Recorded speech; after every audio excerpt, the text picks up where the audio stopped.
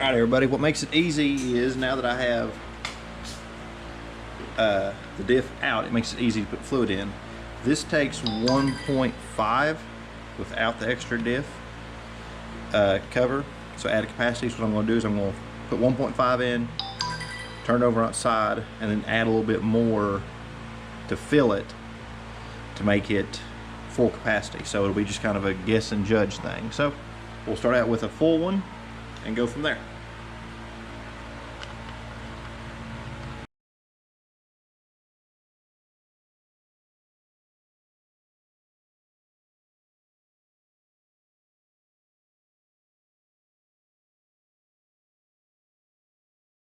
As you can see here, this stuff's thick. It's 75W90, so it takes a little bit to drain. But what you can do is, if it's going slow, pick the funnel up and it'll go in a little bit better. So just slow process. All right, everybody, we got one and a half of those. It took just a little bit more, so I put a splash of just this regular Valvoline in there. I mean, it took like 4 ounces of that to make it full. The way you can tell it's full is whenever you fill it up, you'll actually start running out. That's when you know it's full.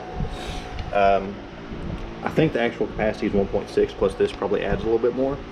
So just a little bit more than 1.5. Now that that's done, Steve has the sway bar out. These are the old, I think they're energy suspension sway bar bushings. We're getting ready to put our Prothanes in. Steve is out here cleaning off the sway bar itself and the brackets, wire brushed it a little bit. There's the other bushing. And then we will put the diff in, and then we'll put the sway bar back in. Okay guys, we've got one of the Prothane bushings installed here. They do go in a certain way. I'm going to try and show you how to do this. It'll be kind of hard because I have grease all over me. I do suggest using a lot of grease because these are hard to get in. Another little trick I used was I bought one of these. Basically a ratcheting C-clamp type deal. Press clamp for like doing woodwork, or you can use C-clamp. Put it on top and bottom, will make it force in, and it will help get this pin in the middle. But they do go a certain way. Big one goes on the top. Smaller one goes on the bottom, as you can see here.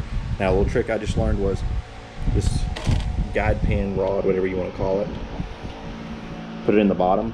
I was trying to put it in the top and it was pushing this back out, so I put it in the bottom. Use my clamp. I'll show you here in just a second. Good fat bead, as you can see. Put it in there. Okay, get it started.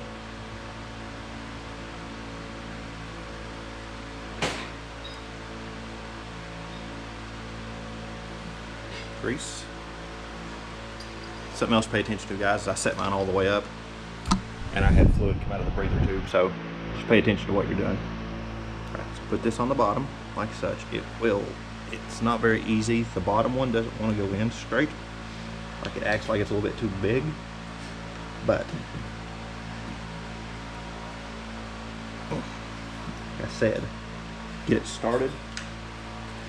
Take your clamp and just start.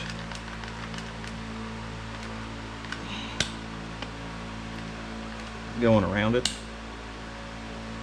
As you can see, it'll draw it in, push it in, and obviously once you get in the car, bolt it down, it'll draw it in more. Now then, when you get to your brass tube, guide, whatever you want to call it, grease it too.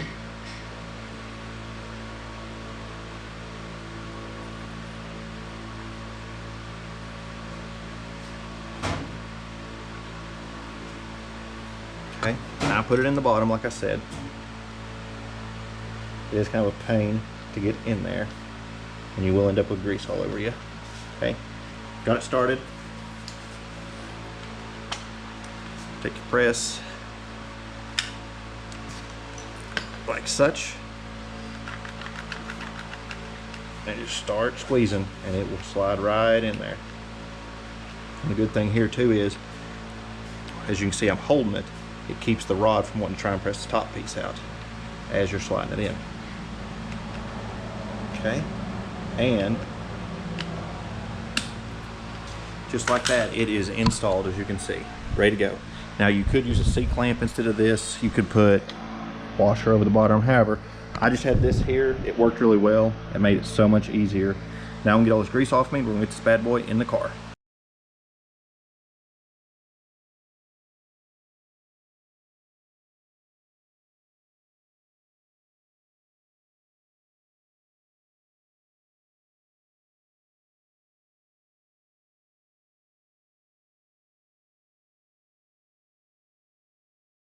All right, guys, everything's bolted down. We're going to torque these.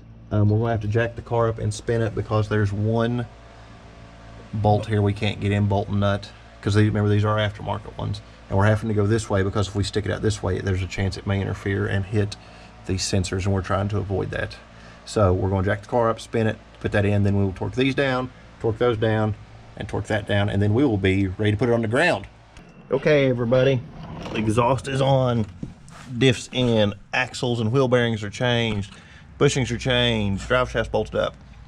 The diff is ready to go with the new axles and everything. This should be the last thing we need, so hopefully the next step of this is within the next few months, depending on my Formula D schedule and everything, if we have a Formula D race this year, we'll be getting the supercharger or turbo, whichever way I decide to go. That'll be my next big project. So let's keep rolling.